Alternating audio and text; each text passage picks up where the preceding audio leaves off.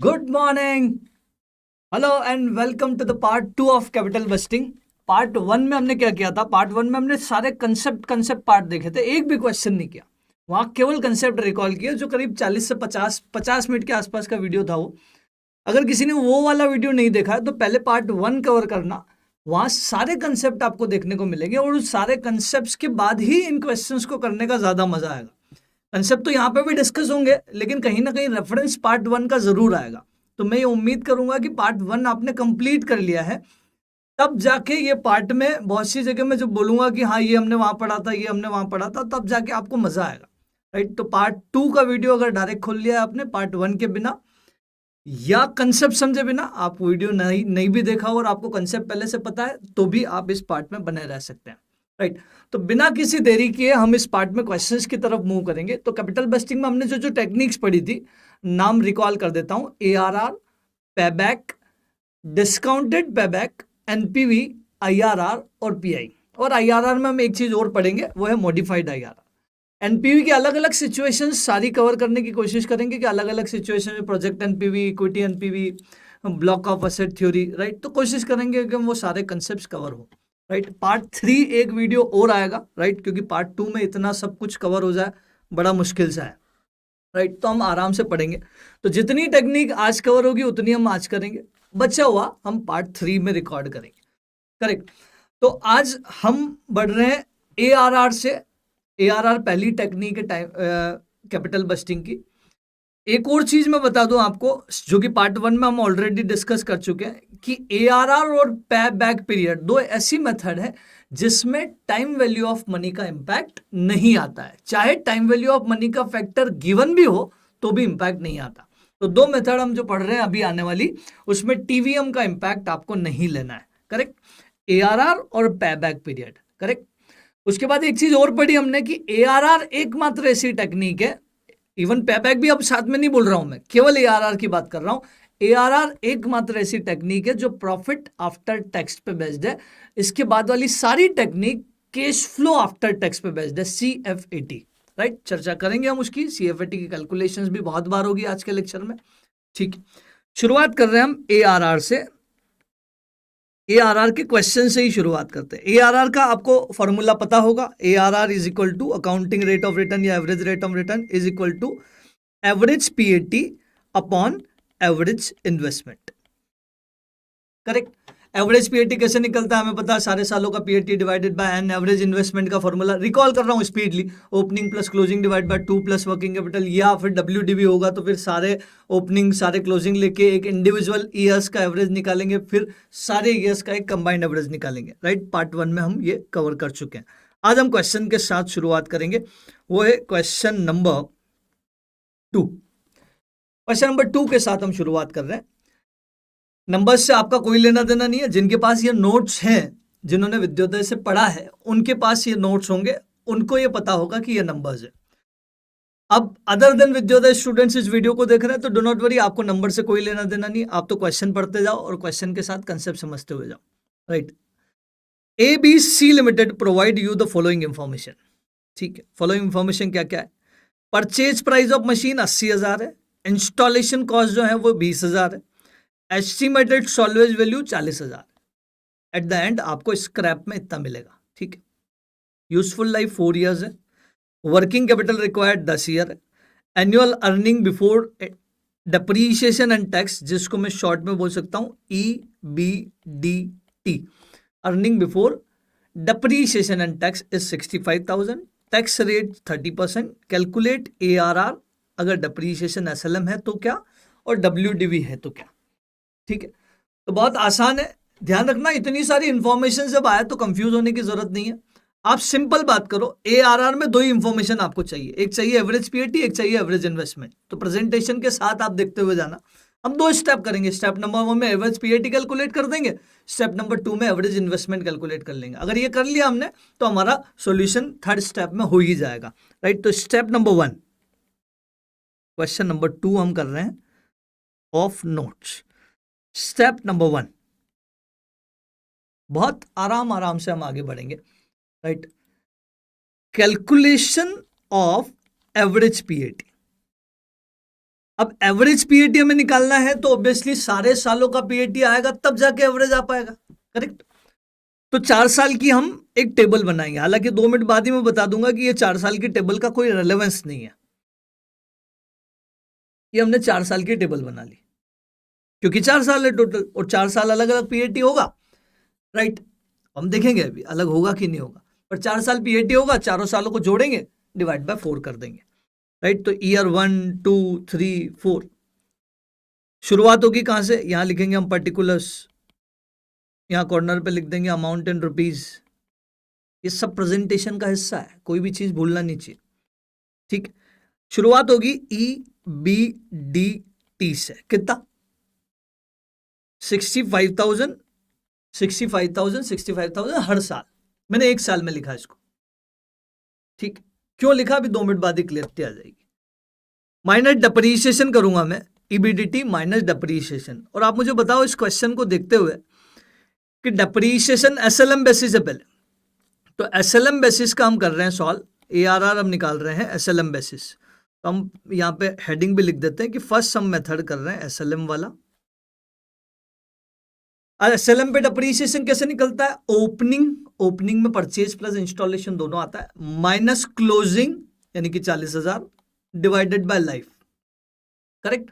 यानी कि 60,000 divided by 4 करेंगे तो 15,000 हमारा डिप्रीशिएशन आएगा। हर साल आएगा क्या 15,000, क्योंकि SLM मेथड ऑफ डिप्रीशिएशन है, तो हर साल सेम डिप्रीशिएशन आएगा, करेक्ट है क्या।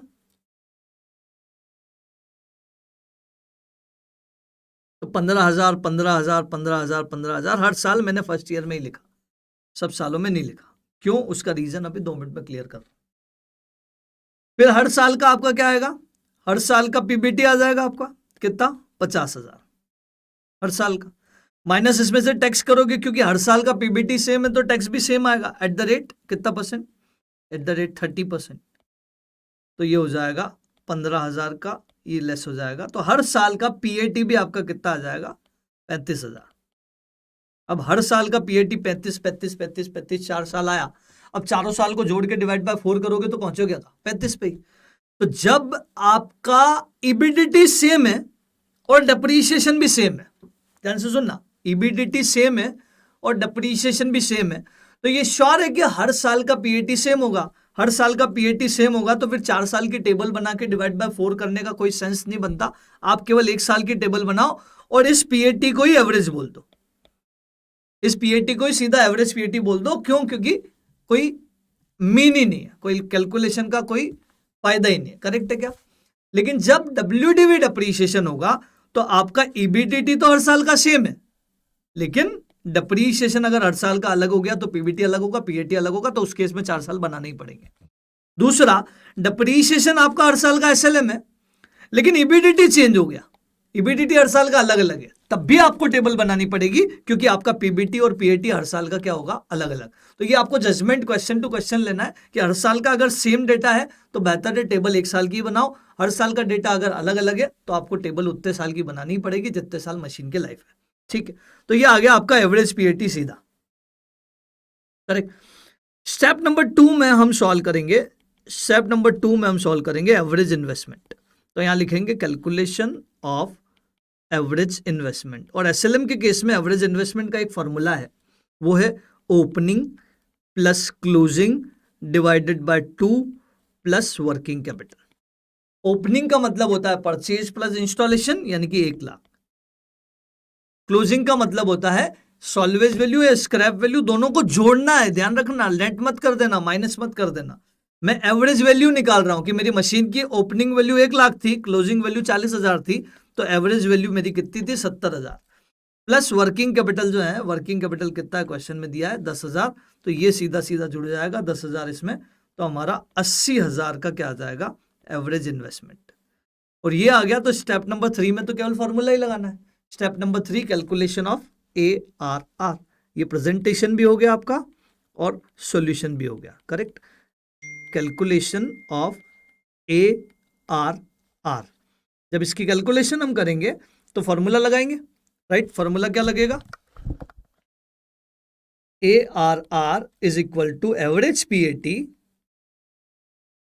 Upon average investment, right, into 100 तो करना ही रहता है, लिखो या ना लिखो कोई फर्क नहीं पड़ रहा, लिख भी दोगे तो कोई इंपैक्ट नहीं है, नहीं भी लिखोगे तो करना तो है मल्टीप्लाई 100, क्यों, क्योंकि परसेंटेज में कन्वर्ट करना होता है। एवरेज पीएटी आपका आया 35,000, एवरेज इन्वेस्टमेंट आपका आया 80,000, मल्टीप्लाई 100 करो जरा कितना आ रहा है, 35 divided by 80%, 43.75%, 43.75% is your ARR, ये आपका फाइनल आंसर होगा बाय SLM मेथड, राइट। बढ़े आगे, बढ़े, चलो अब हम आ रहे हैं सेकेंड मेथड पे, राइट। एक और चीज मैं बता दूं यहाँ पे, आपको अगर आप स्टडी मटेरियल देखोगे तो यहाँ पे कुछ और फॉर्मूला आपको मिलेगा, राइट। कुछ और फॉर्मूला क्या मिलेगा कि ओपनिंग माइनस सॉल्वेज कर दिया, फिर उसको डिवाइड बाय 2 कर दिया, फिर प्लस सॉल्वेज कर दिया। अल्टीमेट बात यही है, अल्टीमेट आंसर यही आएगा, राइट। तो उस फॉर्मूले को भी आप लगाते हो तो आंसर में कोई एरर नहीं है, आंसर 80 आएगा। उसका सिंप्लीफाइड वर्जन हमने बोर्ड पे लिखा हुआ है, राइट। और आगे जा रहे हैं हम, और अब हम मेथड कर रहे हैं कौन सी, सेकेंड मेथड, WDV वाली। अब WDV में हम 4 साल की टेबल अवॉइड नहीं कर सकते, करेक्ट, या 4 साल की टेबल बनानी पड़ेगी। चलो WDV का step number 1, calculation of average PAT, right. मैं अब डायरेक्ट लिख रहा हूं शॉर्ट में, एवरेज पीएटी आपको एग्जाम में पूरा लिखना है, कैलकुलेशन ऑफ एवरेज पीएटी, 4 साल की टेबल,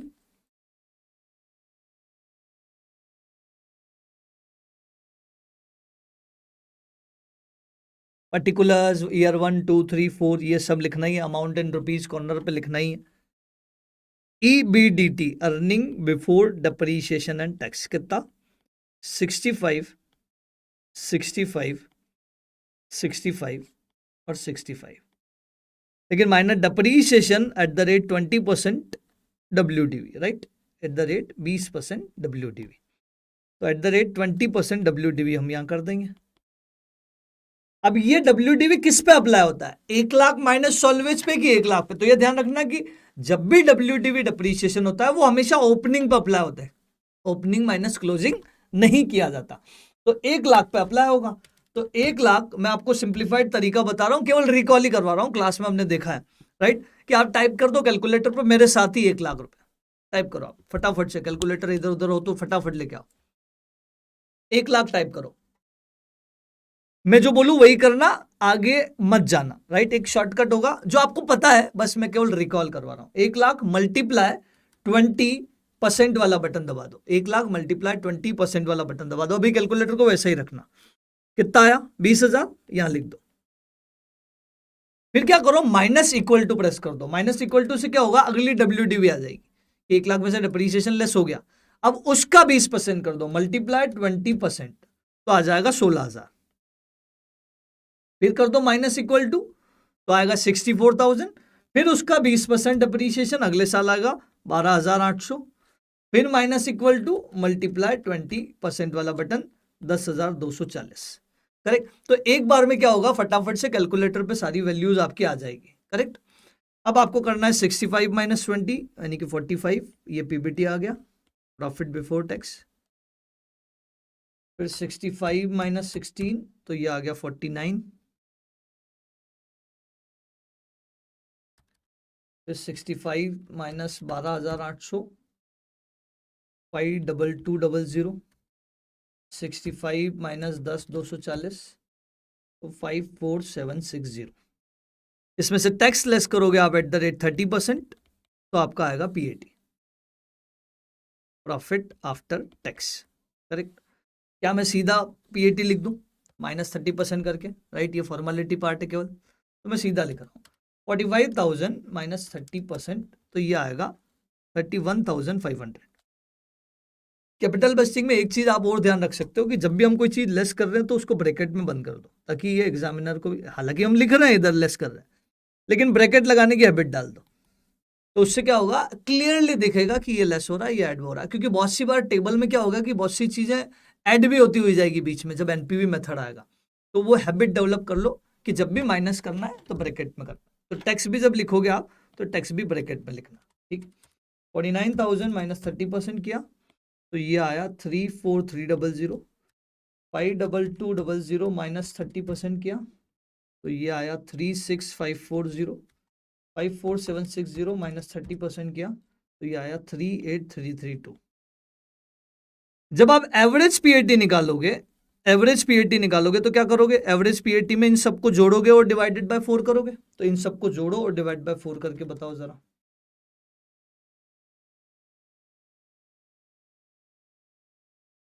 बताओ कितना आ रहा है, 35168, राइट। ये आ गया आपका एवरेज पीएटी 35168, करेक्ट। अब आपको निकालना है एवरेज इन्वेस्टमेंट, तो वो वाला फॉर्मूला यहाँ पे थोड़ा सा फेल हो जाएगा, क्योंकि वो वाला फॉर्मूला वर्क करता है कहाँ पे, एसएलएम पे। डब्ल्यूडीवी के केस में एवरेज इन्वेस्टमेंट कैसे निकलेगा, तो डब्ल्यूडीवी के केस में एवरेज इन्वेस्टमेंट निकलेगा कुछ ऐसे, कंसेप्ट वाले पार्ट में हमने देखा था, आज हम क्वेश्चन के साथ देख रहे हैं। ईयर 1, ईयर 2, ईयर 3, ईयर 4 का ओपनिंग डब्ल्यूडीवी और क्लोजिंग डब्ल्यूडीवी निकालते हुए जाओ। तो ओपनिंग डब्ल्यूडीवी तो कितना है, 1 लाख, क्लोजिंग हो जाएगा इसका कितना, 1 लाख में 20% अप्रीशिएशन तो 80, यहाँ का क्लोजिंग यहाँ का ओपनिंग बन जाएगा 80, फिर ये 64 आ जाएगा, 64 यहाँ पे आ जाएगा, राइट। 64 के बाद हम कैलकुलेटर पे कर लेते हैं, 64 माइनस 20%, 51,200, ये 51,200 यहाँ आ जाएगा, फिर माइनस इक्वल टू करेंगे तो 51,200 पे 20% माइनस इक्वल टू 40,960, करेक्ट। तो ये हमारा हर साल का ओपनिंग क्लोजिंग आ गया। अब हम क्या करेंगे, ईयर वाइज एवरेज करेंगे, ईयर वाइज एवरेज करेंगे और उसके बाद एक कंबाइंड एवरेज करेंगे, करेक्ट। तो ईयर वाइज एवरेज करते हैं, चलो 1,80,000 डिवाइडेड बाय 2 करेंगे तो 60,000 हो जाएगा, नहीं 60,000 नहीं, 90,000, सॉरी, ये हो जाएगा 90,000। फिर 80 प्लस 64 डिवाइडेड बाय 2 ये करोगे तो आएगा 72,000। फिर 64,000 प्लस 51,200 डिवाइड बाय 2 तो ये आएगा 57,600। फिर 51,200 प्लस 40,960 डिवाइड बाय 2 तो ये आएगा 46,080। एक बार क्रॉस चेक कर लेना जरूर आप, राइट। मैं भी क्रॉस चेक कर लेता हूँ।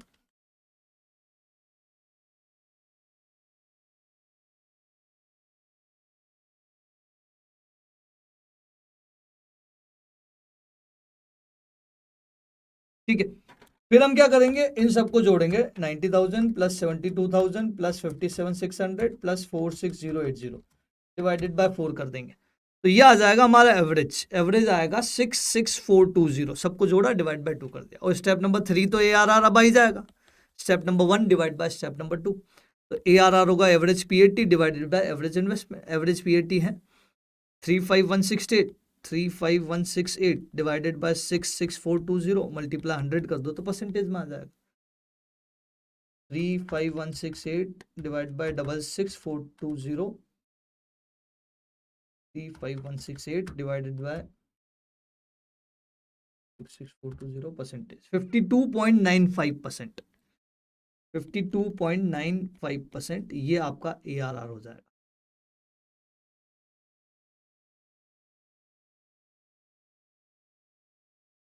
ठीक है, देखो ये लेक्चर आपके लिए बहुत हेल्पफुल होगा, लेकिन कब, जब आप भी कॉपी पेन कैलकुलेटर्स ये साथ में लेके बैठोगे और मेरे साथ कैलकुलेट करते हुए जाओगे तो और ज़्यादा मज़ा आएगा। केवल सुनोगे तो उतना मज़ा नहीं आएगा जितना कैलकुलेटर और कॉपी पेन के साथ आ सकता है। तो रिवीजन लेक्चर्स सारे देखने कुछ ऐसे ही देखने कि हम खुद साथ के साथ सॉल्व करते हुए जाए, राइट। तो कोई कैलकुलेशंस एरर आपको यहाँ दिख भी जाए तो आप अपनी कॉपी में करेक्ट कर पाओ, राइट। यहाँ स्टूडियो में बैठ के हो सकता है कि बहुत सी बार टाइपिंग में कोई एरर हो जाए, क्लास में आप आइडेंटिफाई करवा देते हो, तो यहाँ मुझे डबल क्रॉस चेक इसीलिए करना पड़ता है कि वो आइडेंटिफिकेशंस के लिए कोई स्टूडेंट सामने है नहीं। तो ठीक है, आप अपनी कॉपी में ज़रूर करेक्ट कर लेना, साथ के साथ कैलकुलेशन करते हुए जाना। चलो ठीक है, और आगे बढ़े, राइट। ARR हमारा हो गया, श्योर। अब एक चीज और ARR में समझने लायक है, राइट। इवन सब जगह समझने लायक है, केवल ARR में नहीं। कभी कभी क्या होगा कि जैसे आपका EBDT आया 1 लाख, लेकिन डिप्रीशिएशन ही पता चला कि 1,50,000 लेस करना है, तो ये प्रॉफिट क्या हो गया आपका, PBT नेगेटिव हो गया। तो आपके माइंड में ये आएगा कि PBT नेगेटिव हो गया तो आप क्वेश्चन आगे बढ़ ही नहीं सकता, PAT निकल ही नहीं सकता। लेकिन आप ये ध्यान रखना कि जब PBT पॉजिटिव था तो हमने टैक्स माइनस किया था, टैक्स लगा था।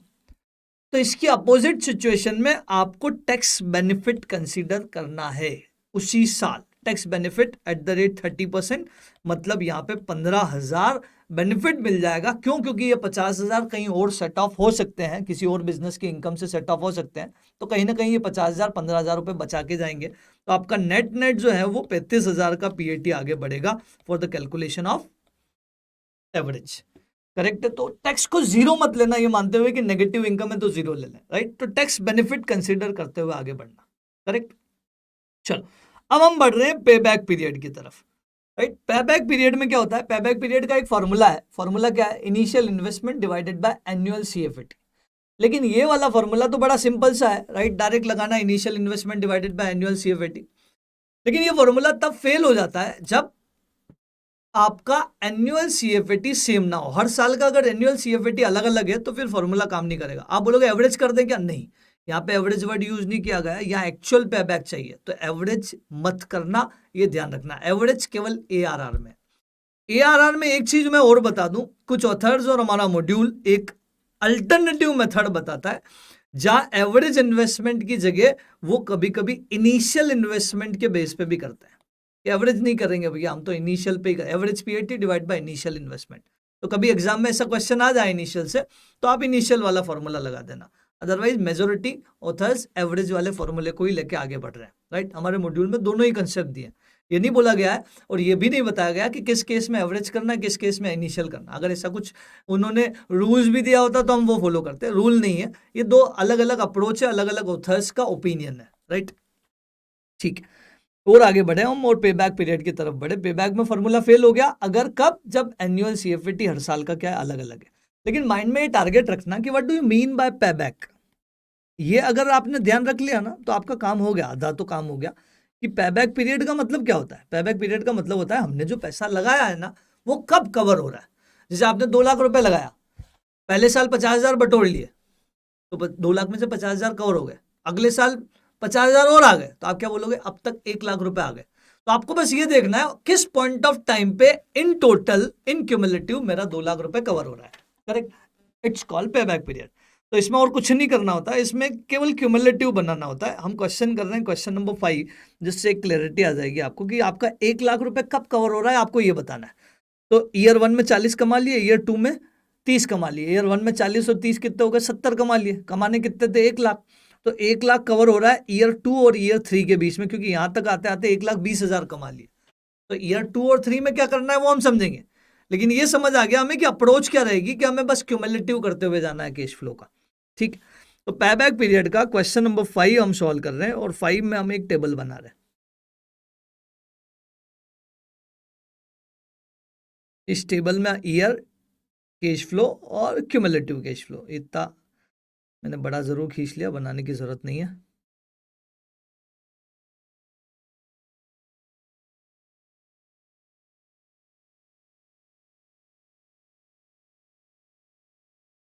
ईयर, फिर यहां पे हम लेंगे CFAT, cash flow after tax. कैसे निकलता है कैश फ्लो आफ्टर टैक्स?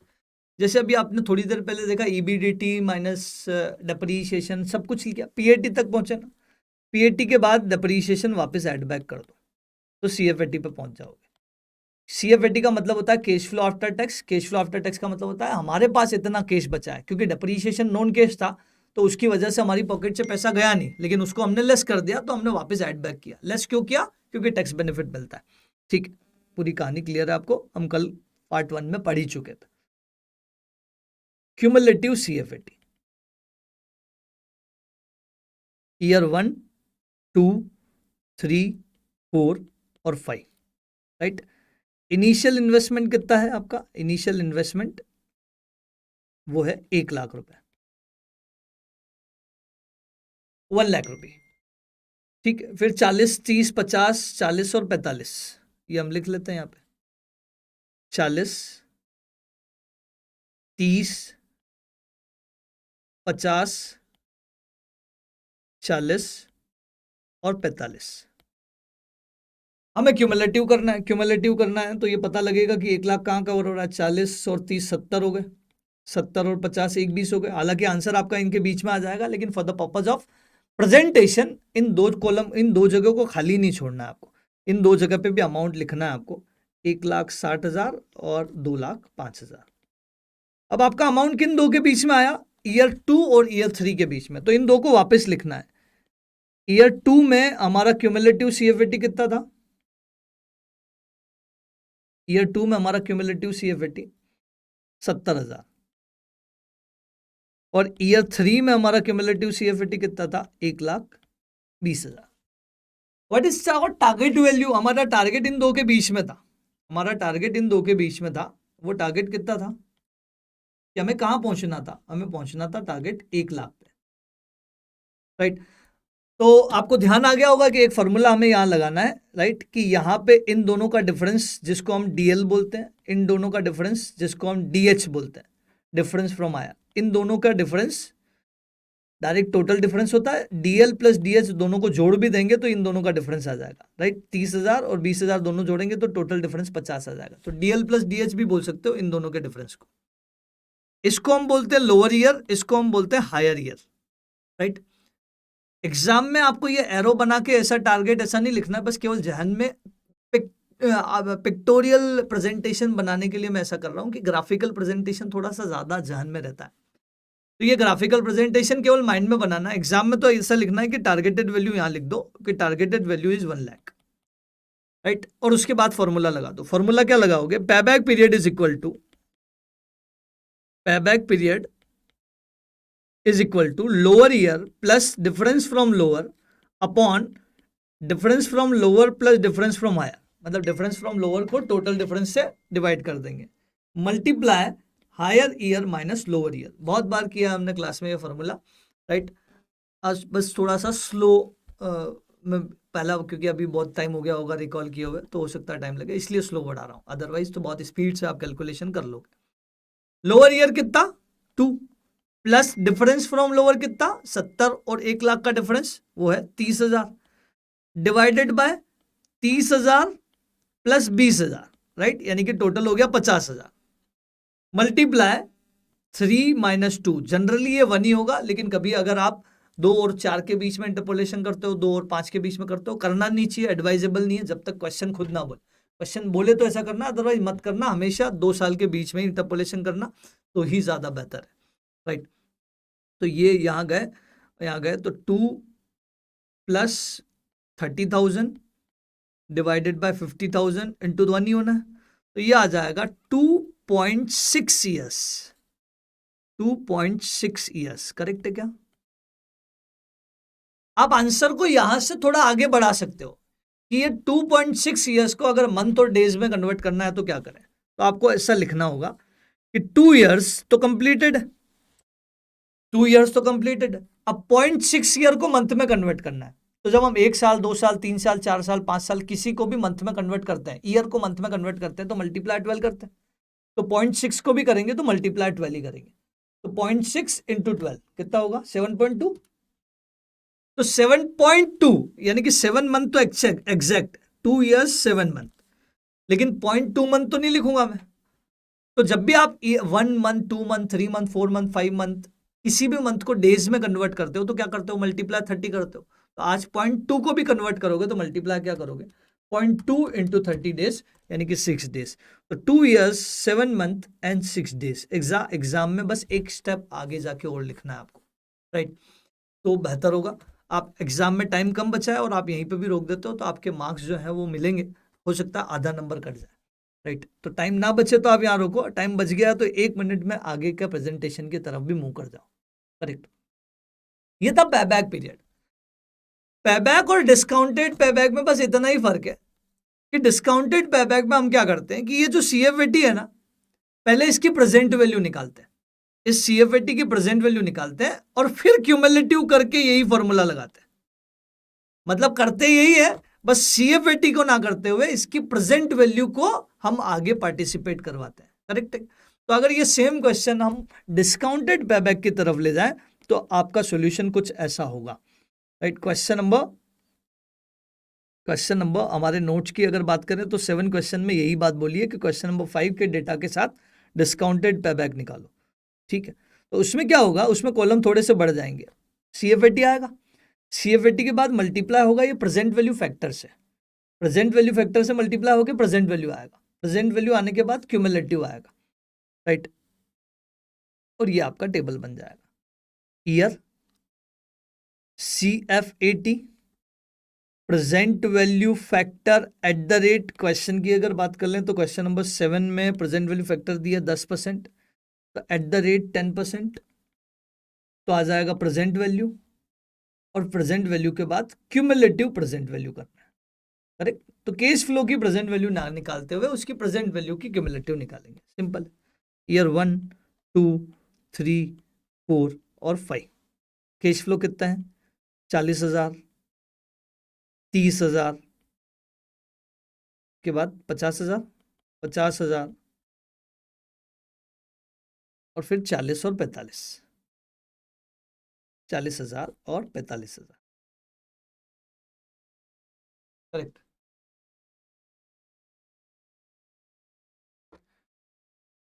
ठीक है साहब। Present value factor at the rate 10% कैसे निकलता है? कैलकुलेटर पे टाइप करो 1/1 + R, तो 1/1.10 इक्वल टू करते हुए जाओ, फैक्टर्स लिखते हुए जाओ।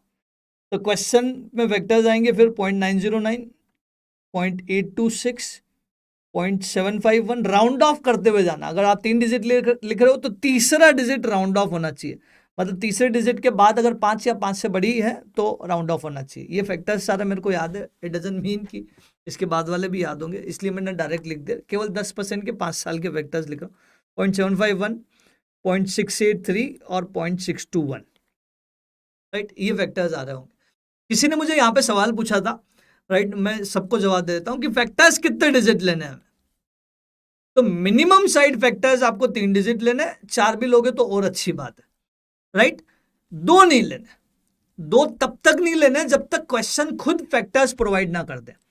पहली बात तो ये कि क्वेश्चन में अगर फैक्टर प्रिंट है तो आपको हमेशा फैक्टर वही लेने, चाहे वो 2 डिजिट हो, चाहे वो 3 डिजिट हो, चाहे वो 4 डिजिट हो, जितने क्वेश्चन ने दे दिए। इवन 5 डिजिट भी हो गए तो 5 लेने पड़ेंगे अगर क्वेश्चन ने प्रिंट करके दिया है तो। आपके क्वेश्चन पेपर में अगर क्वेश्चन पेपर के सबसे आखिरी पन्ने पे अगर टाइम वैल्यू ऑफ मनी की, प्रेजेंट वैल्यू और फ्यूचर वैल्यू की टेबल प्रिंट है तो फिर उस टेबल से रेफर करना होगा। वो टेबल 3 डिजिट है कि 4 डिजिट है कि 5 डिजिट है, तो टेबल अगर प्रिंट है तो उस टेबल से देखते हुए फैक्टर लिख देना। नहीं है तो मिनिमम साइड आपको 3 डिजिट लेना है, 3 के ऊपर आप लेते हो तो आप गलत नहीं हो, 3 के बिलो मत लेना बस, ठीक है। तो 40,000 इंटू 0.909, तो ये हो जाएगा 36360। 30,000 इंटू 0.826, ये हो जाएगा 24780। 50,000 इंटू 0.751, मेरे साथ आप करते हुए जरूर जाना, क्या हो रहा है? 37550। फिर 40,000 इंटू 0.683, 227,320। फिर 45,000 इंटू 0.621, तो ये आ रहा है 27945, राइट। अब क्यूमुलेटिव कर लेते हैं। क्यूमुलेटिव में ये तो 36360 ही होगा, 36360 में हम जोड़ देते हैं 24,780, तो ये आ जाएगा 61140। फिर इसमें हम जोड़ देते हैं 37550, तो ये आ जाएगा 98690, 98690। फिर इसमें हम जोड़ देंगे 27,320, तो आ जाएगा 126,010। इसके बाद भी आएगा, लेकिन अब हमारा आंसर इन दो के बीच में आ गया, राइट। तो आंसर के लिए हम इन दो को लेके आगे बढ़ सकते हैं। लिखना आपको एग्जाम में यहाँ का क्यूमुलेटिव भी है, राइट। फिर क्या करना है? थर्ड ईयर और फोर्थ ईयर का क्वेश्चन। थर्ड ईयर और फोर्थ ईयर में जो वैल्यूज आई उसको क्या करना है? रिपीट। थर्ड ईयर में आया 98690 और यहाँ पे आया 126,010, ठीक है। फिर टारगेट वैल्यू लिखना है, राइट। मैं ये अब वो उस तरीके पे जा रहा हूँ जहाँ प्रेजेंटेशन आपके माइंड में, बस ग्राफिकल प्रेजेंटेशन, पिक्चर्स आपके माइंड में ऑटो क्रिएट हो जानी चाहिए कि हमारा टारगेट कितना था, 1 लाख, राइट। फॉर्मूला लगेगा lower year plus difference from lower divided by DL plus DH multiply high year minus lower year, ठीक है। लोअर ईयर कितना? 3। डीएल कितना होगा? 1 लाख और 98,690 का डिफरेंस, तो 1 लाख माइनस 98,690,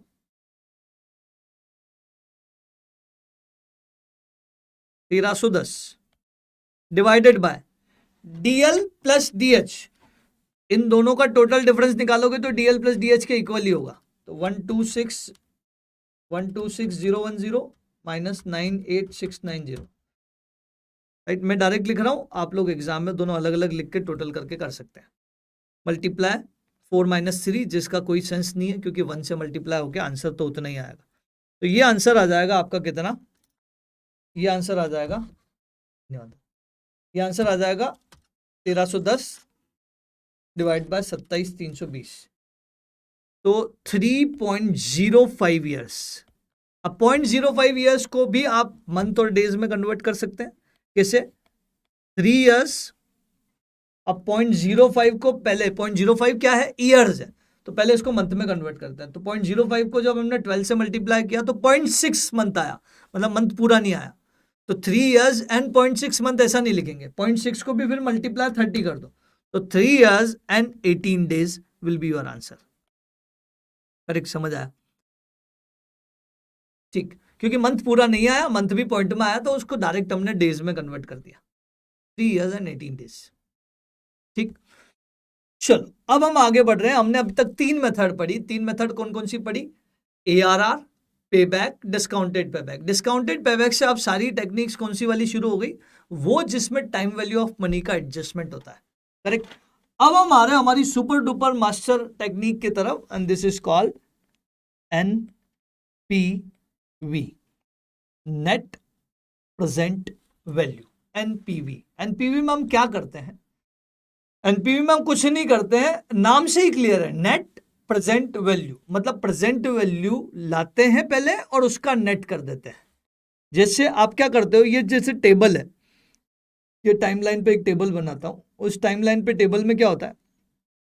ये ईयर 0 है, ये 1 है, ये 2 है, ये 3 है, ये 4 है, ये 5 है। तो हम सारे केस फ्लो को प्रेजेंट पे लाते हैं। बोले प्रेजेंट पे कैसे लाएंगे? प्रेजेंट वैल्यू फैक्टर से मल्टीप्लाई करके। प्रेजेंट पे लाने के बाद हम सबको क्या करते हैं? नेट करते हैं। कुछ प्लस होंगे, कुछ माइनस होंगे, कुछ माइनस है, कुछ प्लस है, कुछ माइनस है, कुछ प्लस है। इन सब को हम क्या कर देंगे? नेट कर देंगे। नेट कर देंगे तो उसी को बोलते हैं हम एनपीवी। तो एनपीवी की 3 ही पॉसिबिलिटीज है, या तो फाइनल आंसर पॉजिटिव होगा, या फाइनल आंसर नेगेटिव होगा, या फाइनल आंसर 0 होगा। पॉजिटिव और 0 के केस में हम प्रोजेक्ट को एक्सेप्ट करते हैं, और नेगेटिव के केस में हम प्रोजेक्ट को रिजेक्ट करते हैं। For the purpose of presentation बस इस चार्ट को जो हमने लिखा, इस टेबल को हम 3 पार्ट में बांटते हैं: initial cash flow, annual cash flow और टर्मिनल कैश फ्लो। जो ईयर एंड में जो आ रहा है 5th ईयर में, उसको हम बोलते हैं टर्मिनल कैश फ्लो।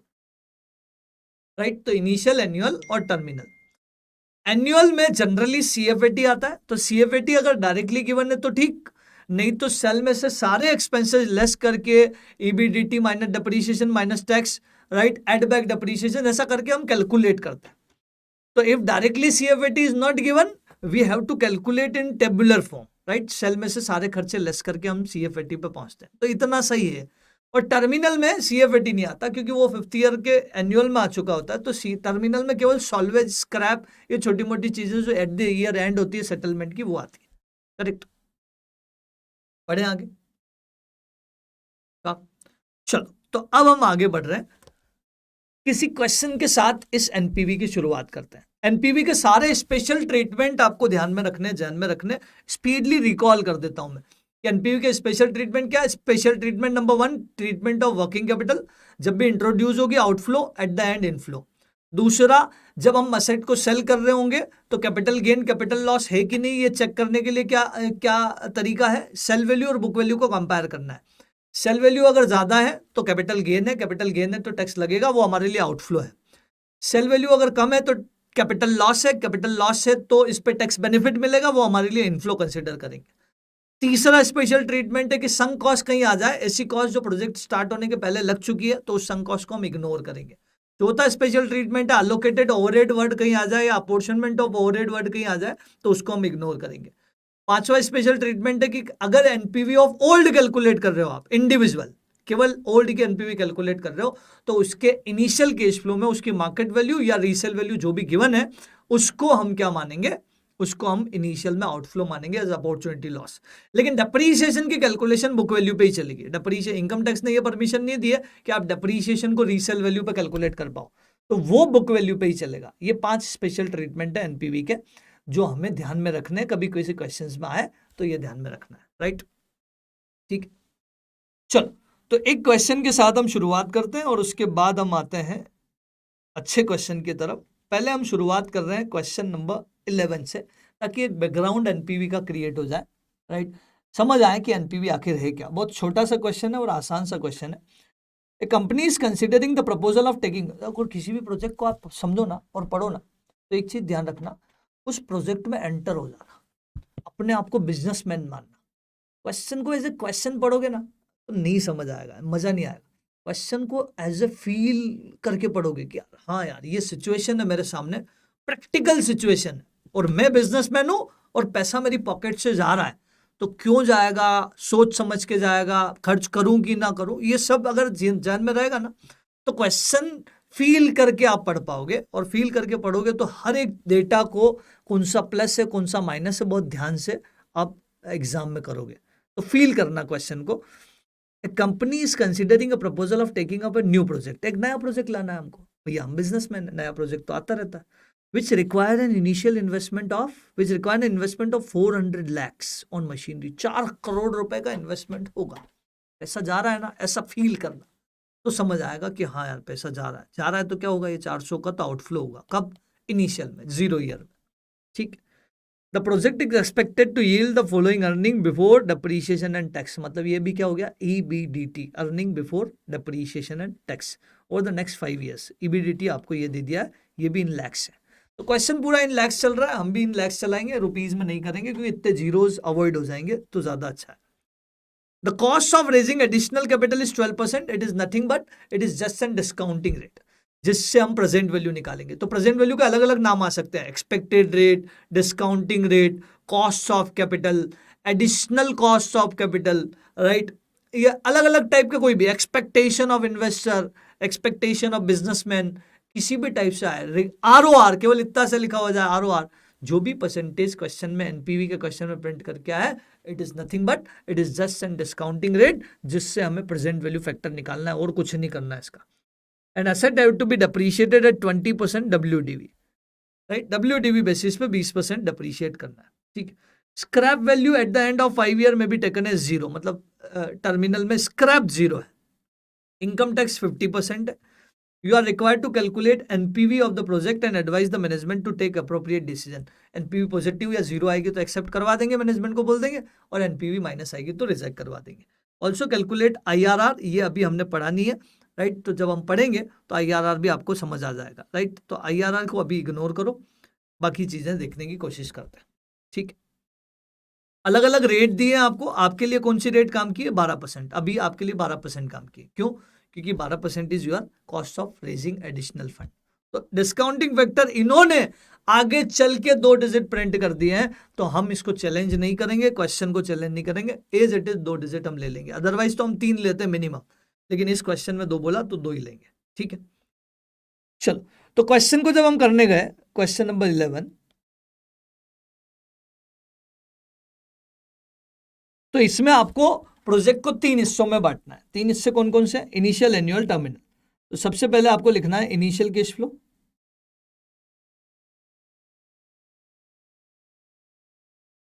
ये हेडिंग है। ठीक है, यहां पे हम लिख रहे हैं amount in lakhs, right. Initial cash flow में प्रोजेक्ट की कॉस्ट कितनी है, प्रोजेक्ट कॉस्ट 400, आउटफ्लो है तो ब्रैकेट में बंद कर देंगे, राइट। अब यहाँ हमने माइनस साइन नहीं लगाया क्योंकि किसी में से माइनस तो करी, डायरेक्ट लिख रहे हैं। दैट्स वाई मैंने उस टाइम बोला था कि हैबिट डेवलप कर दो कि पैसा जा रहा है तो आउटफ्लो कंसिडर करेंगे। ठीक है, तो 400 का आउटफ्लो हो गया। वर्किंग कैपिटल वगैरह और भी कुछ होती तो वो भी ले लेते और नेट टोटल आउटफ्लो ले लेते, लेकिन इसके अलावा और कुछ है नहीं तो हमने लिया नहीं। ठीक, इसके बाद आपका सेकेंड हिस्सा आएगा, ये फर्स्ट हिस्सा हो गया, क्वेश्चन का फर्स्ट पार्ट हो गया। सेकेंड पार्ट आपका होगा वो है annual cash flow. Annual cash flow में हमेशा हम टेबल और सीएफएटी की कैलकुलेशन ही करते हैं 99%, राइट। तो 99% हम ये सीएफएटी की टेबल ही बनाएंगे। कितने साल है टोटल प्रोजेक्ट के, 5 साल, तो 5 साल की टेबल बनाएंगे।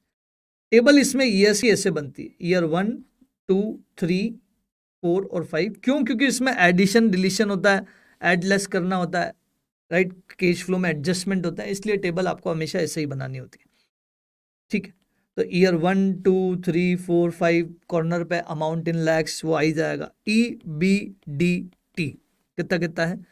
160 160 180 180 और 150, राइट। तो 160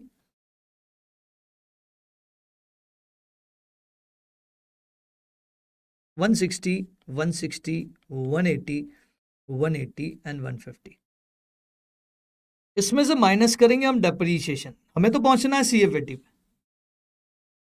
डेप्रीशिएशन है WDV, कितने परसेंट WDV है? 20%। किस पे अप्लाई होगा? ओपनिंग पे, हमेशा ओपनिंग पे अप्लाई होगा। तो टाइप करो कैलकुलेटर पे वही 400 400 मल्टीप्लाई 20% तो आया 80, माइनस इक्वल टू फिर मल्टीप्लाई 20% तो आया 64, माइनस इक्वल टू मल्टीप्लाई 20% तो आया 51.2, माइनस इक्वल टू मल्टीप्लाई 20% तो आया 40.96, माइनस इक्वल टू मल्टीप्लाई 20% तो आया 32.77। पॉइंट के बाद 2 डिजिट ही लेंगे, लैक्स में कर रहे हैं, फिर फायदा क्या? पॉइंट के बाद अगर ज्यादा डिजिट लेंगे तो फिर रुपये में ही कर लेते। लैक्स में कर रहे हैं तो थोड़ा बेनिफिट उठाएंगे कि पॉइंट के बाद 2 डिजिट से ज्यादा नहीं लेंगे। तो ये आ गया आपका profit before tax, right. 160 minus 80 तो ये आ गया 80, 160 माइनस 64 तो आ गया 96, 180 माइनस 51.2 तो आ गया 128.8, 180 माइनस 40.96। आपके साथ ही मैं सॉल्व कर रहा हूँ, राइट। तो ये समझ भी आ जाएगा कि हाँ स्पीडली किया जा सकता है। 150 माइनस 32.77 तो 117.23। फिर इसमें से हम टैक्स लेस करेंगे एट द रेट 50%, तो हमारा आ जाएगा PAT, प्रॉफिट आफ्टर टैक्स। इस PAT में एड बैक कर देंगे डिप्रीशिएशन तो आ जाएगा CFAT, cash flow after tax. और CFAT को मल्टीप्लाई करेंगे प्रेजेंट वैल्यू फैक्टर से, क्योंकि करना ही है, सबको प्रेजेंट पे तो लाना ही लाना है। इसको मल्टीप्लाई हमने इसलिए नहीं किया क्योंकि ऑलरेडी प्रेजेंट पे है। बाकी सारे कैश फ्लो को, जो भी लास्ट कैश फ्लो होगा अल्टीमेट, तो अल्टीमेट सारी कैलकुलेशन के बाद ये कैश फ्लो बचा, जो भी लास्ट बचेगा उसको हम मल्टीप्लाई प्रेजेंट वैल्यू फैक्टर करेंगे ही करेंगे। श्योर। तो चलो इसको पूरा सॉल्व करते हैं एक साथ। 80 माइनस 50% प्लस 80 मैं डायरेक्ट कर रहा हूं, राइट। आप लोगों को एक एक चीज लिखनी होगी। 120 CFAT आ रहा है, क्रॉस चेक कर लेना। 96 माइनस 50% प्लस 64 डेप्रीशिएशन जब जोड़ देंगे तो ये आएगा 112। फिर 128.8 माइनस 50% प्लस 51.2 तो ये आ जाएगा 115.6, 115.6। फिर 139.04 माइनस 50% प्लस 40.96 तो ये आ जाएगा 110.48। फिर 117.23 माइनस 50% प्लस 32.77 तो ये आ जाएगा आपका 91.39, करेक्ट।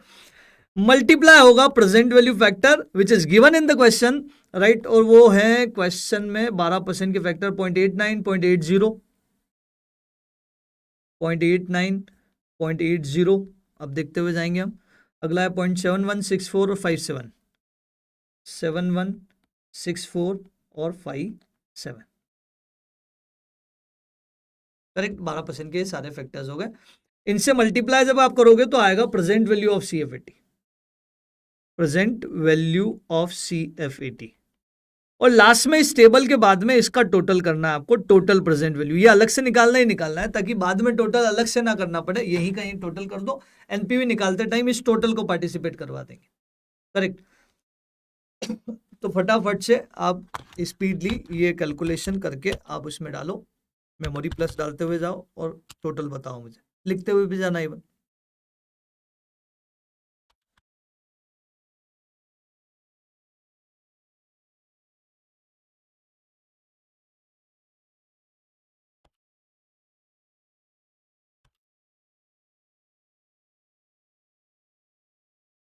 ये टोटल मेरा आ गया है 401.28, पॉइंट के बाद 2 डिजिट लैक्स।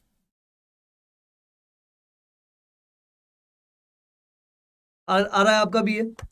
इसके बाद अब एक चीज और बचेगी, वो है टर्मिनल कैश फ्लो। अब टर्मिनल में सॉल्वेज तो है नहीं, तो टर्मिनल में एक चीज और आ सकती है, वो है, बता सकते हो कोई स्पेशल ट्रीटमेंट एक अप्लाई हो रहा है यहाँ पे, फटाफट से बोलो कौन सा। टर्मिनल कैश फ्लो में सॉल्वेज तो कुछ नहीं है, लेकिन बुक वैल्यू तो बच गई ना, मतलब सेल वैल्यू 0 है और बुक वैल्यू कुछ ना कुछ तो बची। बोले ये कैसे पता चला?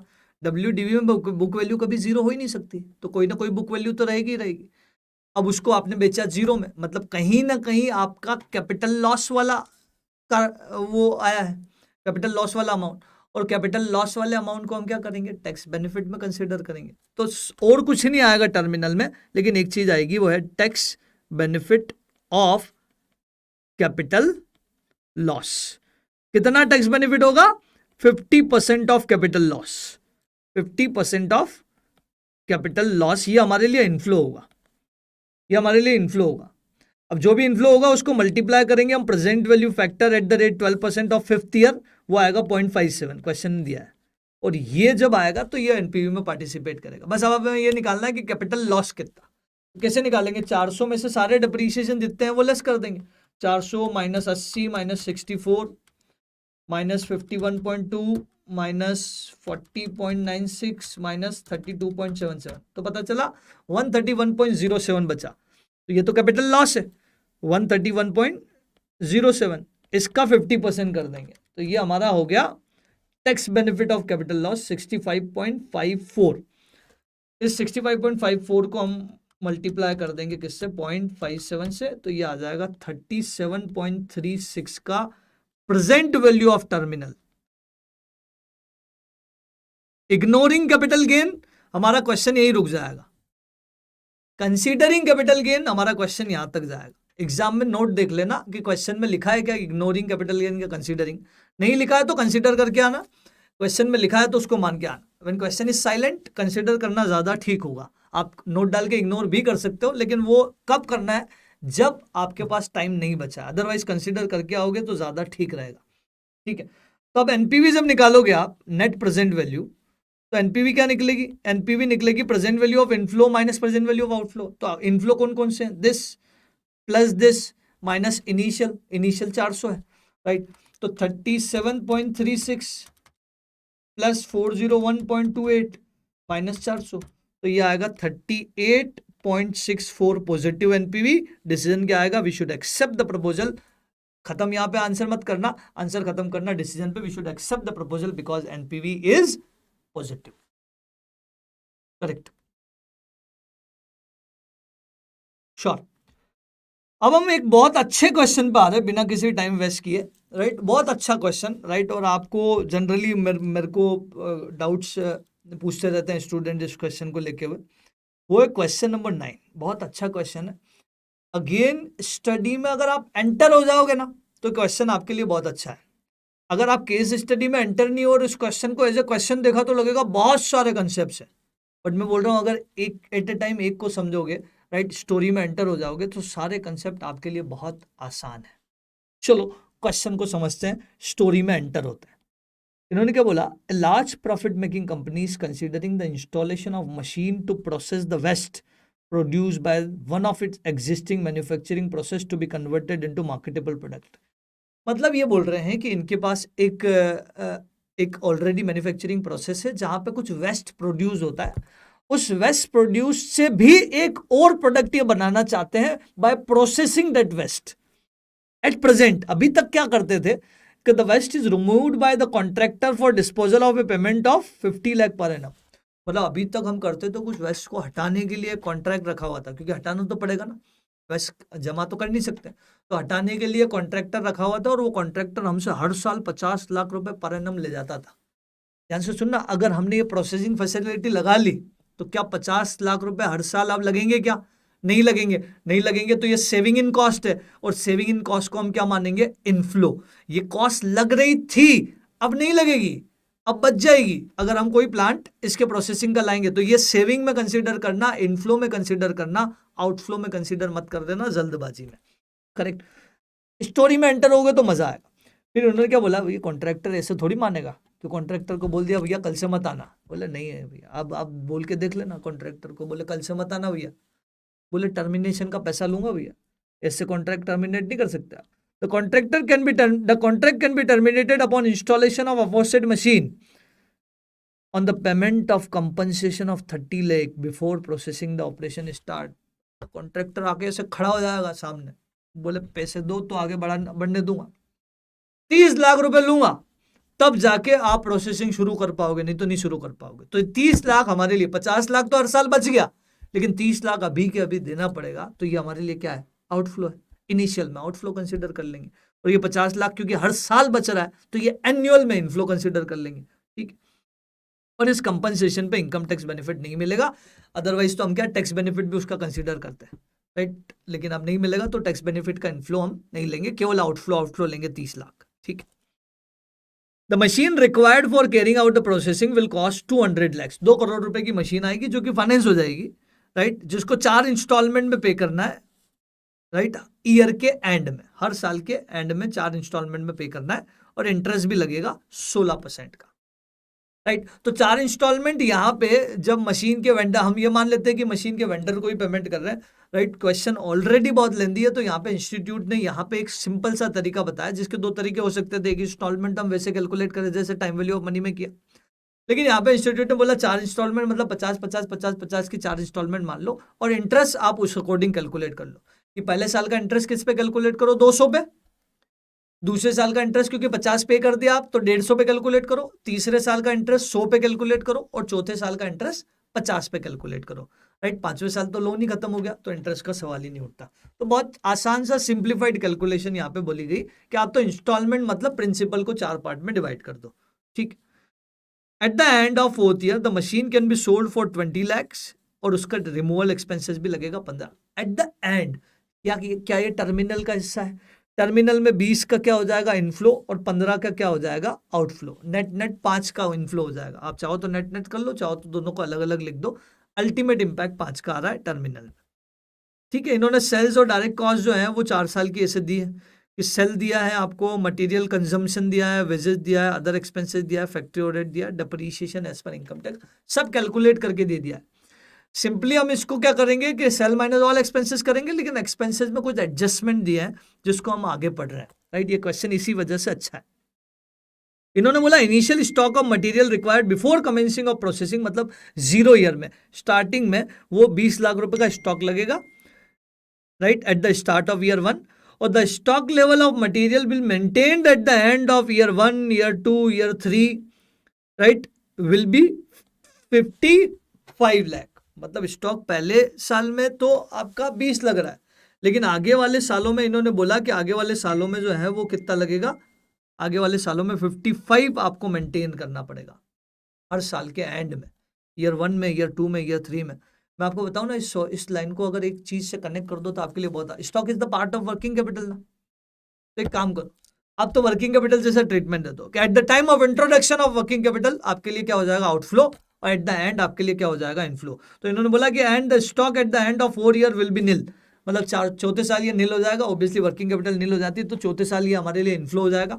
तो जब जब हम पैसा लगाएंगे तब तब आउटफ्लो। तो 20 लाख का ईयर 1 में आउटफ्लो हो जाएगा, ईयर 1 के एंड में, 2 के एंड में, 3 के एंड में कितना मेंटेन है, 55 मेंटेन करना है, तीनों साल सेम मेंटेन करना है। तो ईयर 1 के एंड में 35 का और आउटफ्लो हो जाएगा, ईयर 1 के एंड में 35 का और आउटफ्लो हो जाएगा, करेक्ट। तो फिर एट द एंड मतलब ईयर 2 में कुछ नहीं होगा, 3 में कुछ नहीं होगा, और 4th ईयर के एंड में ये 55 का हमारे लिए क्या हो जाएगा, इनफ्लो। वैसा जैसा वर्किंग, आप माइंड में वर्किंग कैपिटल रख लो, बात खत्म हो गई, आपको स्टॉक में उलझने की जरूरत नहीं है। श्योर। और आगे बढ़े, द स्टोरेज ऑफ मटेरियल, बहुत अच्छी लाइन है, the storage of material will utilize a space which would otherwise have been rented out for 10 lakh per annum. भाई साहब ये जो हम मटेरियल बना रहे हैं, तो मटेरियल बना रहे हैं तो कहीं तो स्टोर करना पड़ेगा। अब कहीं तो स्टोर करना पड़ेगा, तो हमने बोला यार हमारा ये गोडाउन फ्री पड़ा है, राइट, वहां कर लेते हैं। फ्री पड़ा है मतलब ऐसा फ्री नहीं, अगर ये स्टोरेज में यूज नहीं आता ना, तो इसको हम रेंटेड आउट करते, जिसमें 10 लाख पर एनम का हमको क्या मिलता, रेंट। लेकिन क्योंकि हम सेल्फ यूटिलाइज कर रहे हैं, तो ये 10 लाख का रेंट अब नहीं मिलेगा। नहीं मिलेगा तो आपके लिए क्या है, नुकसान। नुकसान है तो क्या करेंगे, इसको आउटफ्लो कंसीडर करेंगे एज अपॉर्चुनिटी लॉस। मतलब इस प्रोजेक्ट के आने की वजह से जो जो फायदा है वो प्लस है, इस प्रोजेक्ट के आने की वजह से जो जो नुकसान है वो माइनस है, ये ध्यान रखना है। ठीक है, और आगे गए, इन्होंने क्या बोला, लेबर कॉस्ट इंक्लूड, मतलब इस वेजेस में क्या इंक्लूड है, labour cost include 40 workers whose transfer to the process will reduce the idle time of 15 in year 1 and 10 in year 2।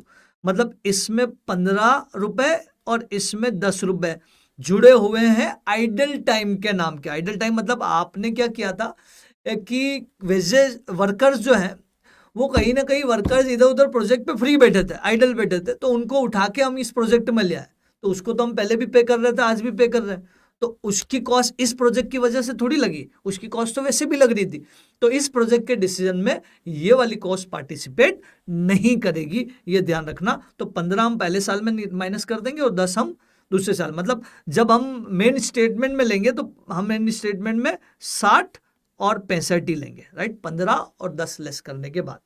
फिर इन्होंने क्या बोला कि factory overhead include apportionment of general factory overhead except to the extent of insurance charges of 30। मतलब insurance के अलावा जितने भी एक्सपेंसेस है वो सारे के सारे क्या है, अपॉर्शनमेंट है। और हम अपॉर्शनमेंट, स्पेशल ट्रीटमेंट, याद आ रहा होगा, अलोकेशन या अपॉर्शनमेंट को हम क्या करते हैं, इग्नोर, क्योंकि वो लगता ही नहीं, वो किसी और प्रोजेक्ट में लगता है और यहाँ अपॉर्शनमेंट हो रहा होता है, तो इस प्रोजेक्ट की वजह से नहीं लग रहा है, तो हम क्या करेंगे, ignore, except to the charges of 30 जो कि इंश्योरेंस है। तो 30 को हम लेंगे, बाकी पूरे को हम क्या कर देंगे, इग्नोर कर देंगे, करेक्ट। उसके बाद इन्होंने बस सारी स्पेशल लाइनें खत्म हो गई।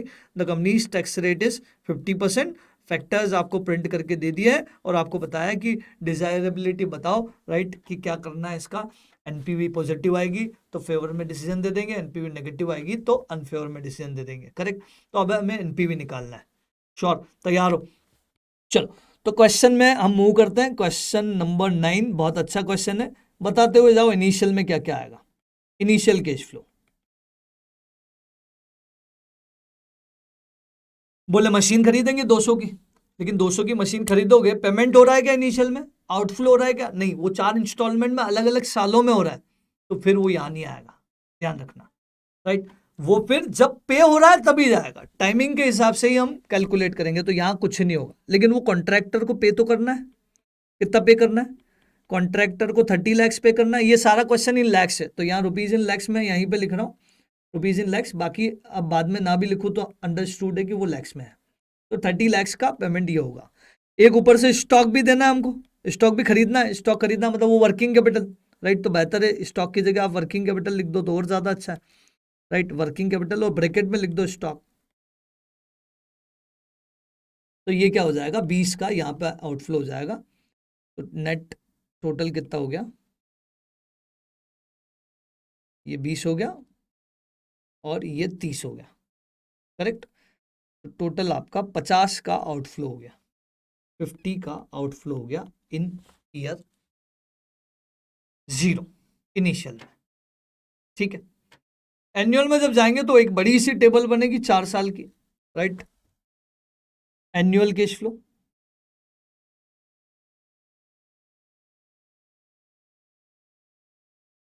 यहां कंसंट्रेट रखना बस आप, राइट, यहां सारी चीजें ऐसी हैं जो ध्यान रखनी होगी वरना स्कीप हो सकती है। अमाउंट इन लैक्स ही है, शुरुआत होगी, हमें पहुंचना है सीएफएटी पे। इवन इस क्वेश्चन में सीएफएटी के बाद भी कुछ है, वहां पे भी पहुंचेंगे, राइट, कि सीएफएटी के बाद कुछ चीजें आएगी, कुछ ऐसी चीजें जैसे वो 50-50-50-50 का पेमेंट जो हम करेंगे वो तो प्रिंसिपल का पेमेंट, और प्रिंसिपल का पेमेंट है तो वो टैक्स के पहले नहीं आता, वो टैक्स के बाद ही आता है, क्योंकि उस पर टैक्स बेनिफिट नहीं मिलता। हम कोई मशीन खरीदते हैं तो वो पीएनएल में थोड़ी जाता है, वो तो सीधा बैलेंस शीट में जाता है, वो खर्चा नहीं है, वो रेवेन्यू नेचर एक्सपेंडिचर नहीं है, वो कैपिटल नेचर एक्सपेंडिचर। ऊपर से हमने वो जो वर्किंग कैपिटल के नाम का खरीदा, राइट, एक्स्ट्रा 20 का तो हमने इनिशियल में लगा दिया और बाद में 55 मेंटेन करना है, मतलब 35 का जो और लगाना है वो वर्किंग कैपिटल भी आपका टैक्स के बाद ही जाएगा। क्यों, क्योंकि वर्किंग कैपिटल इंट्रोड्यूस करना इज नॉट एक्सपेंसेस, उस वर्किंग कैपिटल से जो खर्चा कर रहे हो वो एक्सपेंसेस है, वो तो रिकॉर्ड कर ही रहे हम, राइट। हमने स्टॉक खरीदा, ये सीधा सीधा टैक्स बेनिफिट नहीं मिलेगा जब तक कि स्टॉक का कंजम्पशन ना हो, आपको ध्यान होगा, राइट, कि हम स्टॉक कंज्यूम्ड लेते हैं हमारी बैलेंस शीट में स्टॉक खरीदा और वो ऐसा का ऐसा अगर क्लोजिंग में बच गया तो वो तो फिर कोई काम का नहीं है, वो एक्सपेंसेस काउंट नहीं होता है। करेक्ट है क्या? समझ आ गया होगा। सेल्स, सेल्स कितनी है? 322, 322, 322, 418, 418, 322, 322, 418, 418। करेक्ट। इसमें से लेस हम क्या क्या करेंगे? मटेरियल कंज्यूम्ड, इसके बारे में कोई स्पेशल नोट नहीं है, तो मटेरियल कंज्यूम तो हम सीधा सीधा ले लेंगे। कितना कितना? 30, 40, 85, 85, 30, 40, 85, 85, 85, 85। ठीक है।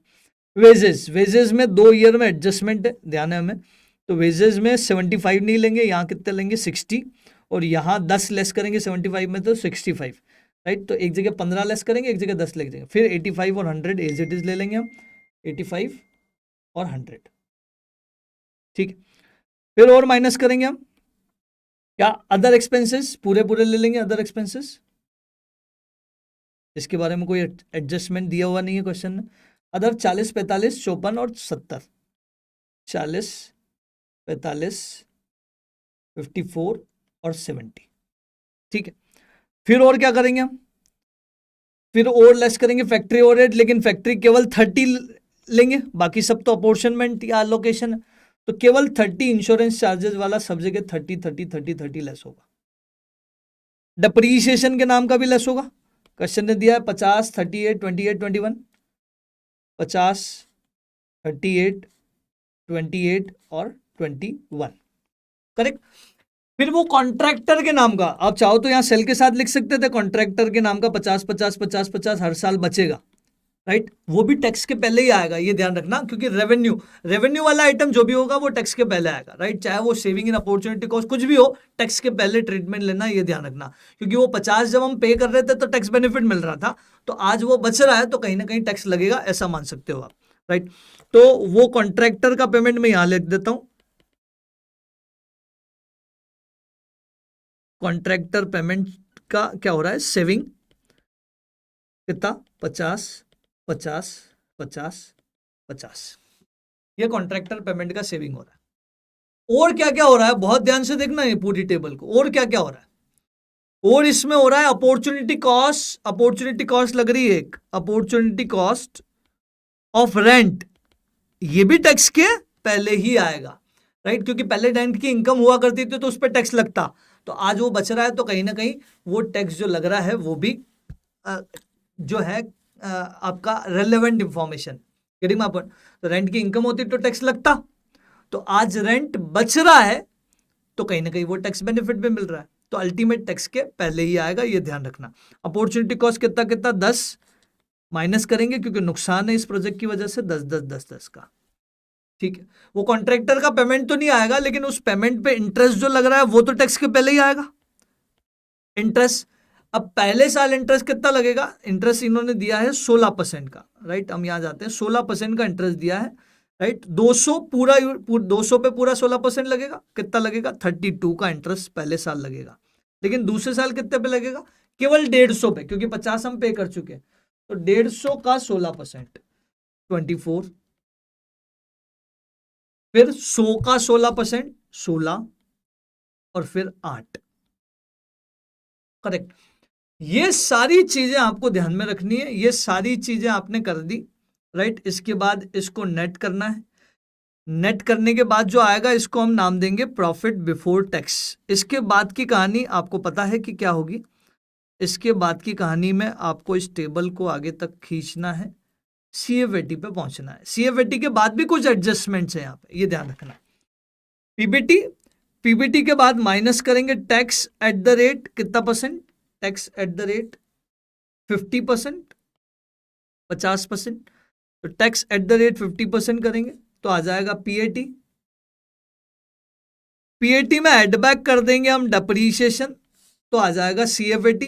केवल फॉर्मेलिटी पार्ट बचा है, लेकिन इस सीएफएटी के बाद भी क्या होगा उसकी चर्चा मैं कर रहा हूं कि सीएफएटी के बाद होगा एक तो वो कॉन्ट्रैक्टर जो मशीन हमने खरीदी, कॉन्ट्रैक्टर वाला डील तो कर दिया, जो मशीन हमने खरीदी उसका पेमेंट, तो payment of machine, right, instalment, payment of instalment कितना? 50 आउटफ्लो, 50 आउटफ्लो, 50 आउटफ्लो, 50 आउटफ्लो, हर साल 4 इक्वल इंस्टॉलमेंट में पेमेंट हो रहा है, जिस पे टैक्स बेनिफिट नहीं मिलेगा। एक और टैक्स बेनिफिट हमारा नहीं मिलेगा कि वर्किंग कैपिटल का जो 20 इंट्रोड्यूस किया और फर्स्ट ईयर के एंड में वो 55 रिक्वायर्ड हो गया, राइट। तो वो वर्किंग कैपिटल का जो एक्स्ट्रा एडजस्टमेंट है, जो कि स्टॉक के नाम से जान रहे हैं, राइट, वो एक्स्ट्रा एडजस्टमेंट 35 का यहाँ आएगा, बाकी कहीं नहीं आएगा। 55 का हम टर्मिनल में कंसिडर कर लेंगे इनफ्लो, तो ये आपका नेट कैश फ्लो आ जाएगा। इस नेट कैश फ्लो को मल्टीप्लाई करेंगे हम प्रेजेंट वैल्यू फैक्टर से, तो आपका प्रेजेंट वैल्यू आ जाएगा।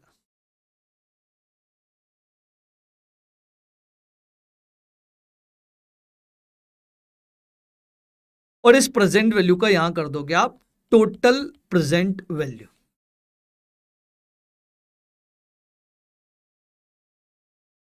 करेक्ट, ये टेबल पूरी समझ आई क्या?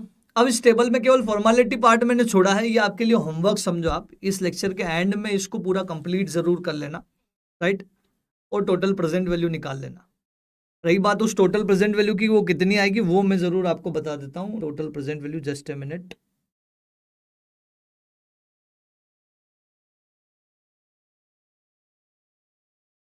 ये क्वेश्चन पुराने, ये टोटल प्रेजेंट वैल्यू आएगी 120.80, 120.80 प्रेजेंट वैल्यू निकालने के बाद टोटल, तो ये मैच हो जाएगा, मतलब आपने पूरा टेबल की जितनी कैलकुलेशन है वो सब सही की। तो अब तो केवल नेट ही करना है, जो प्लस है उसको प्लस करना है, ये दोनों प्लस होंगे, राइट, और बाकी सब माइनस होंगे। माइनस होने के बाद टैक्स लेस करना है, तो आएगा पीएटी, उसमें एड बैक डिप्रीशिएशन करना है, जो कि डिप्रीशिएशन ऑलरेडी आपके पास है, सॉरी, राइट, डिप्रीशिएशन जो दिया है इसको एड बैक करना, सीएफएटी पे पहुंच जाओगे, सीएफएटी के बाद की कहानी मैंने लिखी है, आराम से कर लोगे। अब हम जा रहे हैं सीधा कहाँ, टर्मिनल की तरफ। टर्मिनल कैश फ्लो, क्या क्या होगा टर्मिनल कैश फ्लो में? एक तो आएगा सॉल्वेज, कितना सॉल्वेज आप चाहो तो नेट कर दो कि 20 का सॉल्वेज मिल रहा है और 15 का रिमूवल कॉस्ट लग रहा है, तो सॉल्वेज नेट नेट 5 का ही मिल रहा है।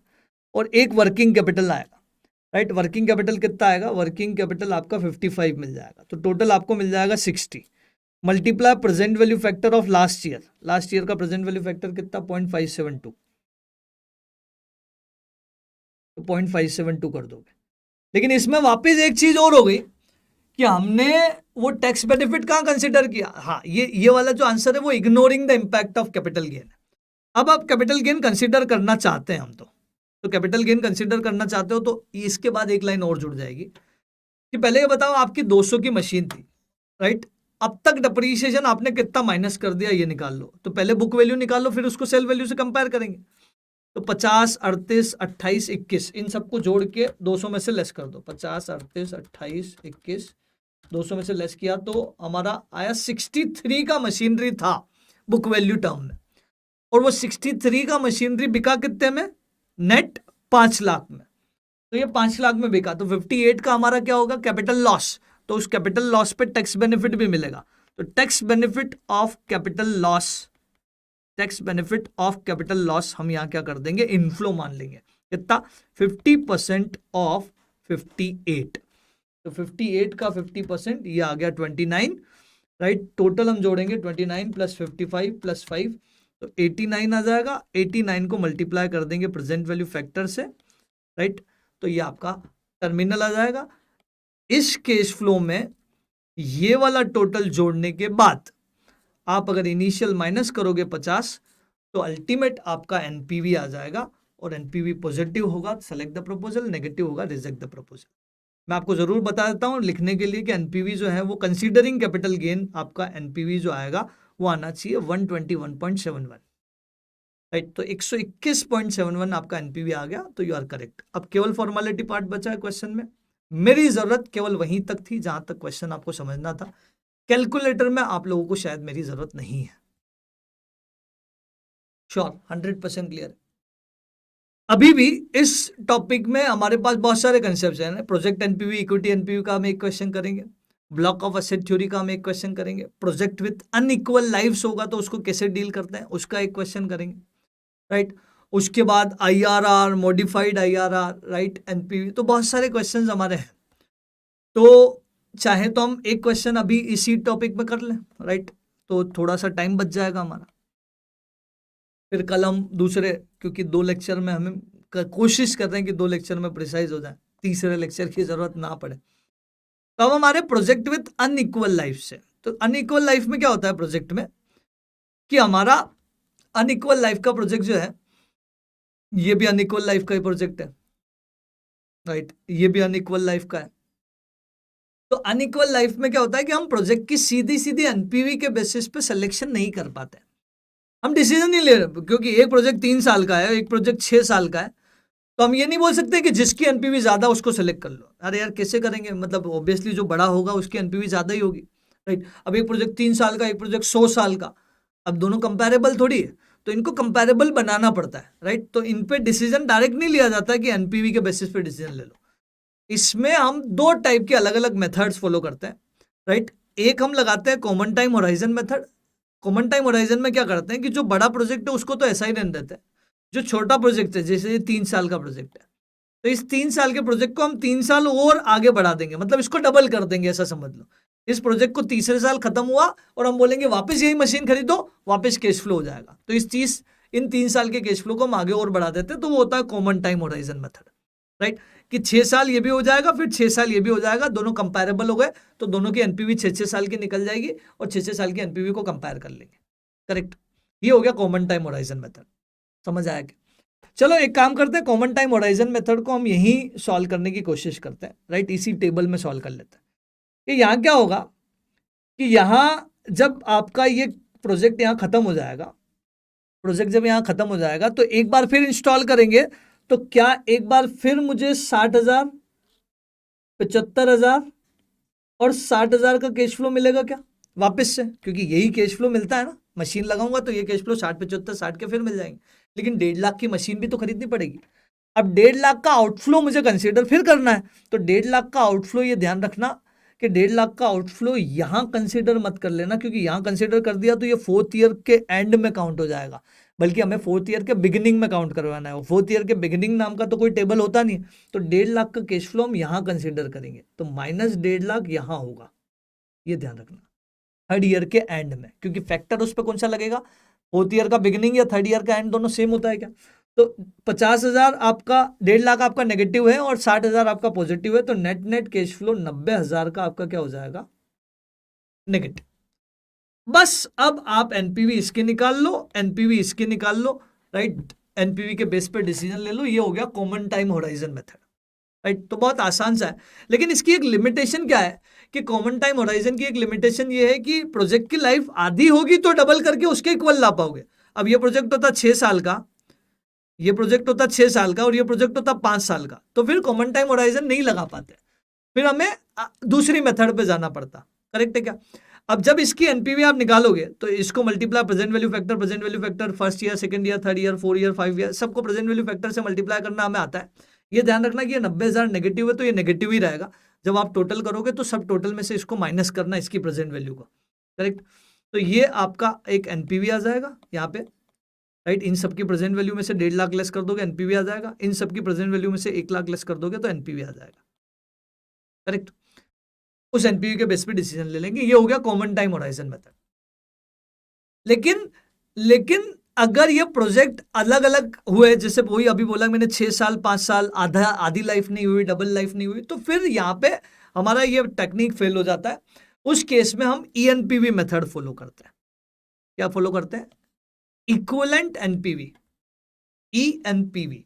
तो ईएनपीवी का एक फॉर्मूला होता है, राइट, वो मैं आपको बता देता हूं। ईएनपीवी का एक फॉर्मूला होता है, सॉरी,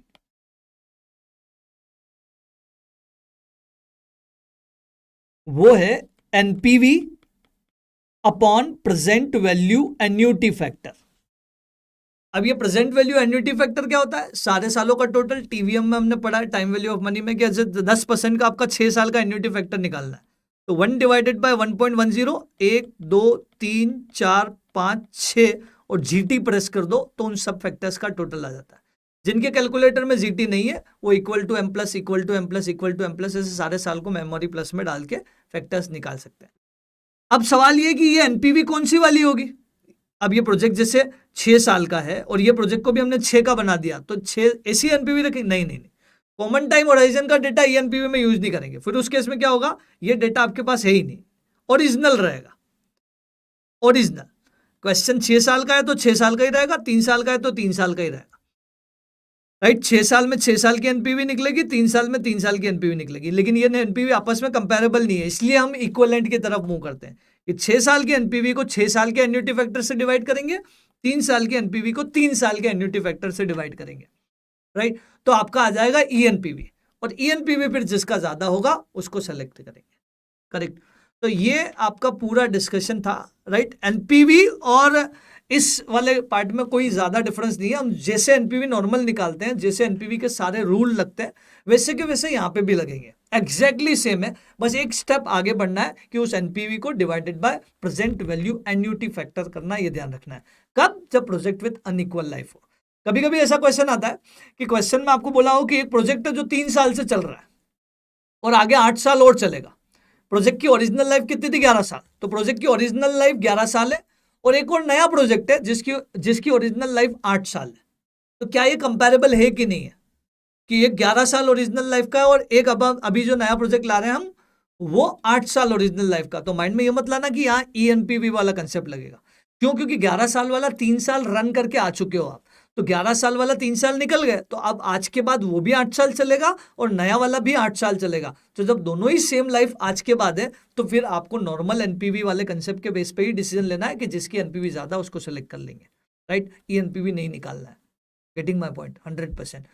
तो आपको बस ये ध्यान रखना है कि आज के बाद प्रोजेक्ट की लाइफ कितनी है। आज के बाद प्रोजेक्ट की लाइफ अनइक्वल है तो ईएनपीवी, नहीं तो नॉर्मल एनपीवी वाला क्वेश्चन लगाना, करेक्ट। कल हम कंटिन्यू करेंगे कुछ जो टेक्निक्स हमारी बच गई उसको लेके, कैपिटल बस्टिंग पार्ट 3 वाले लेक्चर में हम मूव करेंगे। मे बी पॉसिबल कि वो थोड़ा सा और लंबा हो पार्ट, राइट। ये वाला भी थोड़ा सा लंबा ही था। कोशिश करेंगे कि हम सेकंड लेक्चर में, मतलब इसके बाद जो अब लेक्चर सेकंड प्रैक्टिकल क्वेश्चन वाला जो लेक्चर आएगा, वहां पे हम पूरा चैप्टर जो है वो सम अप कर दें। जरूरत पड़ी तो हम थर्ड लेक्चर, मतलब उसके बाद भी एक और लेक्चर की तरफ मूव करेंगे। जरूरत नहीं पड़ी तो कल हम कंक्लूड करेंगे, राइट। थोड़ा सा लंबा लेक्चर, अगर 10-15 मिनट लेके अगर हो रहा होगा तो 10-15 मिनट ज्यादा लेके उस लेक्चर को फिनिश करेंगे, ताकि आपका पूरा कैपिटल बस्टिंग चैप्टर जो है वो कवर हो जाए with in 3 lectures, right. Concept वाला पार्ट जो कि पार्ट 1 में रिकॉर्ड किया गया है, उसको टाइम पे बार बार रिकॉल करते हुए जरूर जाना, ठीक साहब। चलो, तो कल मिलते हैं कुछ नए कंसेप्ट्स के साथ, आईआरआर, मॉडिफाइड आईआरआर, पीआई और एनपीवी के कुछ experimental case, right. Till that, bye bye.